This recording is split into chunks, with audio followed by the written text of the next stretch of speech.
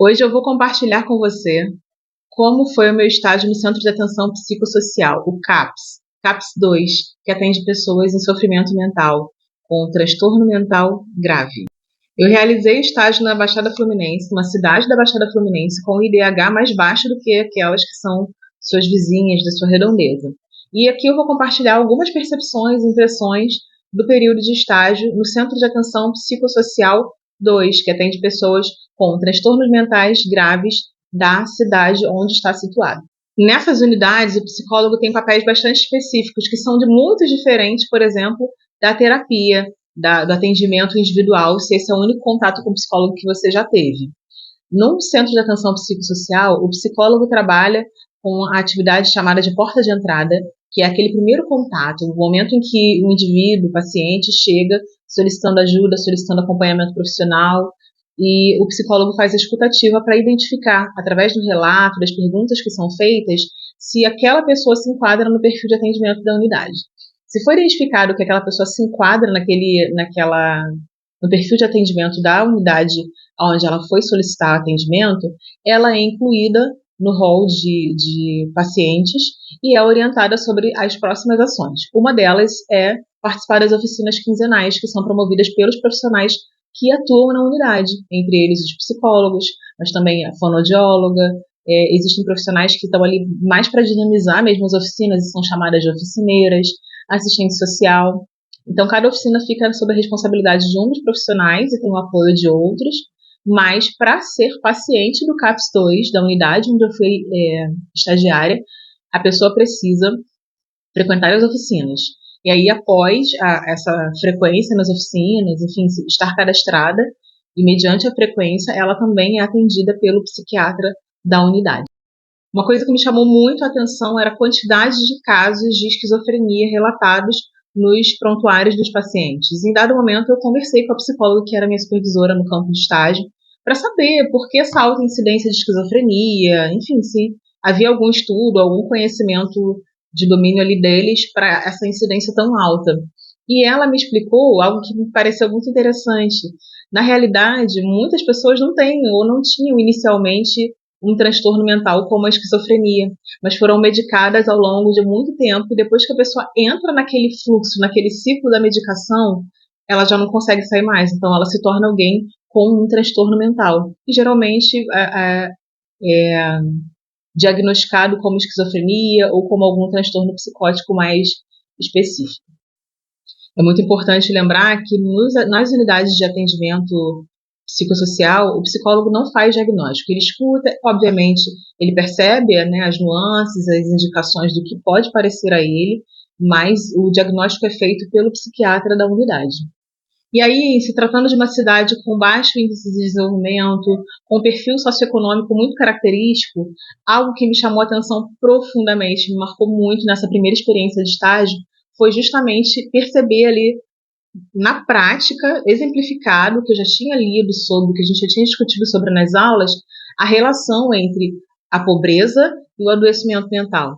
Fatores sociais, socioeconômicos, psicossociais e o adoecimento mental. Isso ficou muito, muito evidente. A cada atendimento, a cada pessoa que chegava pedindo ajuda, contando sua história, muitas pessoas chegavam com um parente, às vezes com um vizinho.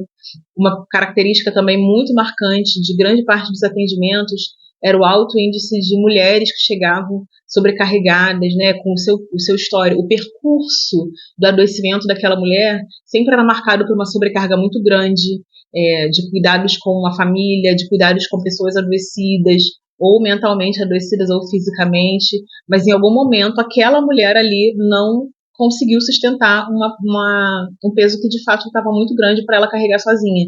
Ainda que ela fosse membro de uma família com outras pessoas, a sobrecarga ficava sobre ela. Mas, em determinado ponto dessa jornada, desse percurso, o seu emocional, os fatores psicológicos pesaram muito e essa mulher entra em adoecimento. E em vários casos eu pude perceber também que para essa mulher não havia tanta ajuda, não havia quem ajudasse. Ela que se desdobrava para salvar todo mundo, para cuidar da sobrinha, do sobrinho que tem um problema de saúde grave e já perdeu a mãe, que era irmã dessa pessoa, e os pais estão sob seus cuidados, e ela também sustenta a casa, é diarista, faz faxina, ou trabalha fora com outra atividade, e tem que dar conta de tantas coisas, mas no momento que essa mulher adoece, há um silêncio. O que vai acontecer com essa família? O que vai acontecer com essa mulher? Quem é que vai olhar para ela? Essas percepções me trouxeram muitas reflexões e também uma dor por perceber aquela realidade das pessoas e por ser algo tão frequente, assim, saiu uma pessoa, entrava outra, era uma nova história difícil que a gente ia ouvir.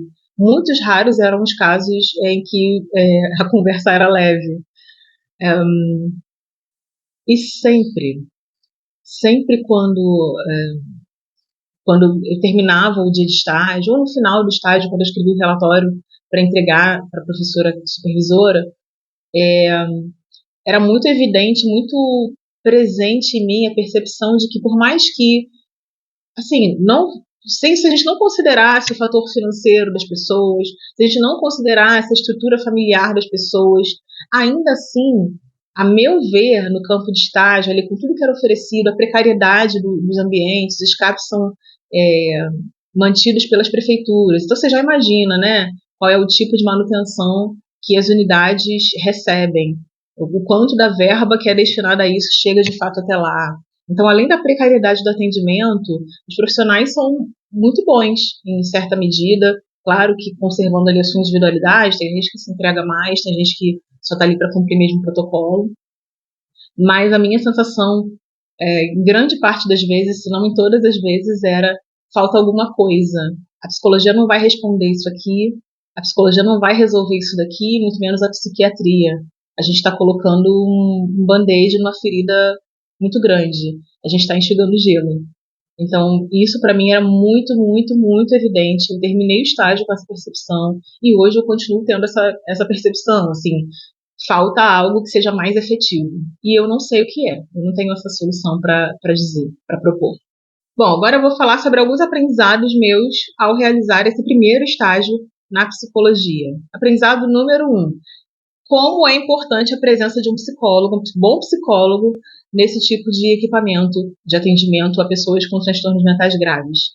A relevância da atuação profissional é muito notória. Ao mesmo tempo em que eu pude perceber tanta limitação, eu pude perceber como é vasto o campo da psicologia e como nós podemos alcançar as pessoas nas suas diferentes possibilidades.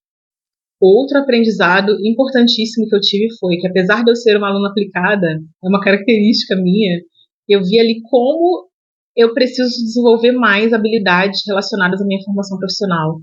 Como eu preciso realmente aprimorar aquilo que eu me aprimorar como profissional para poder bem atender as pessoas que vão chegar até mim. Seja trabalhando nesse tipo de unidade, nesse tipo de lugares de atendimento, ou na clínica, ou seja lá como for, com grupos. A competência do profissional que trabalha com pessoas em adoecimento mental, seja de que nível for, é imprescindível. E isso ficou muito evidente, a necessidade de um cuidado, de um zelo maior com a formação profissional. Isso para mim e, claro, né, para qualquer pessoa. Além disso, eu também percebi no estágio, no CAPS, como é preciso que a gente consiga olhar para a pessoa além do sintoma, além de ser uma pessoa com esquizofrenia, quem é essa pessoa? Além de ser alguém que teve um surto psicótico, quem é essa pessoa? Quem é esse ser humano com o qual eu estou lidando? A pessoa é muito mais do que o diagnóstico que ela recebeu, ou o sintoma que ela apresenta. E a gente precisa se lembrar disso constantemente. Nesse mesmo sentido, a necessidade importantíssima da gente não endurecer diante das tantas histórias difíceis que escuta, diante de tantas histórias e situações de dor, de sofrimento, de injustiça, de desigualdade, de pobreza, de total miséria muitas vezes, de total falta de apoio familiar, social. Como são muitas histórias, são muito frequentes e é meio que o ambiente ali onde a gente está inserido o tempo todo, é preciso que o profissional, seja ele o psicólogo ou o outro que vai atuar, mas no caso aqui eu estou falando do psicólogo. O psicólogo que vai atuar nesse tipo de unidade não pode se tornar insensível para se proteger. É óbvio que a gente precisa se proteger emocionalmente para não adoecer com as histórias, mas a gente precisa encontrar esse equilíbrio entre se proteger para não adoecer, mas não se proteger ao ponto de sensibilizar, de virar uma muralha, uma parede ali que só está atendendo a pessoa para cumprir o protocolo, faz as perguntas padrão e encaminha para a oficina, para o psiquiatra ou para o postinho, porque aquela pessoa não se adequa ao perfil de atendimento que a gente realiza. Então, como profissional de saúde mental, o outro aprendizado que eu tive ali foi esse: não podemos nos dessensibilizar diante da dor. Com base nos atendimentos, eu também percebi como é importante cuidar de si para não adoecer. A gente tem a tendência de pensar, né, que com a gente não vai acontecer, que isso é talvez coisa de uma pessoa que já tinha uma tendência e a pessoa foi fraca, ou que isso é uma coisa que está distante, isso eu não tenho nada com isso. Mas a verdade é que todos nós somos fortes e frágeis. Nós precisamos cuidar das nossas emoções, precisamos cuidar do nosso ambiente, das nossas relações, nós precisamos saber impor limites, nós precisamos saber o que compete a nós fazer ou não, porque a pessoa que não cuida de si, em algum momento, fatalmente, ela vai adoecer por algo que ela poderia não estar experimentando. Simplesmente porque no médio, no longo prazo, ela foi submetida a um estresse muito superior àquele que o seu organismo aguentava. Então, a importância do cuidado de si para não adoecer. E por último, o sexto aprendizado que eu listei como muito importante nessa experiência inicial de estágio é que é preciso fazer com mais presença o feijão com arroz do dia a dia. Existe um protocolo mesmo para a gente seguir, existe um prontuário que nós precisamos preencher, existem requisitos mínimos que, como profissionais, a gente precisa alcançar para dar prosseguimento àquele atendimento. Mas de que maneira eu faço isso?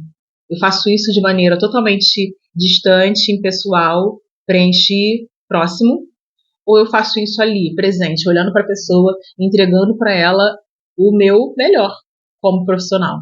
Isso também foi algo que me tocou muito, me chamou muito a atenção, porque eu pude perceber maneiras diferentes de conduzir as situações. Você pode fazer uma coisa de uma forma e pode fazer a mesma coisa de uma outra forma absolutamente diferente. E a gente vai precisar, na nossa prática profissional, escolher como eu quero alcançar as pessoas.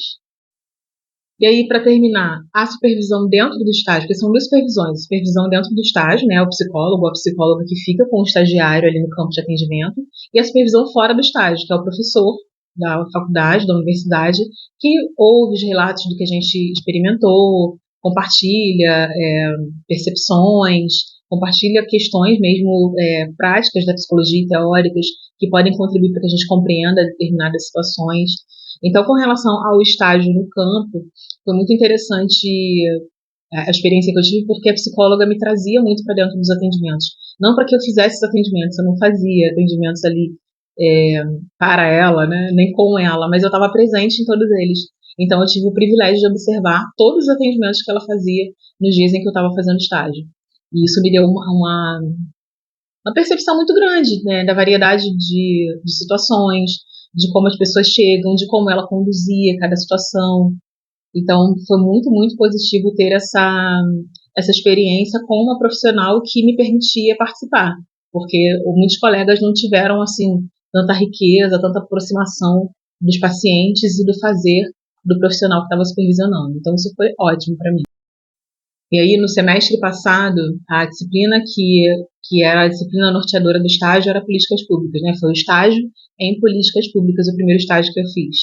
E algo que era muito marcado com relação à disciplina e com relação ao estágio em si, e eu quero deixar aqui como mensagem final, é que realmente direitos básicos garantidos são a principal fonte de saúde mental.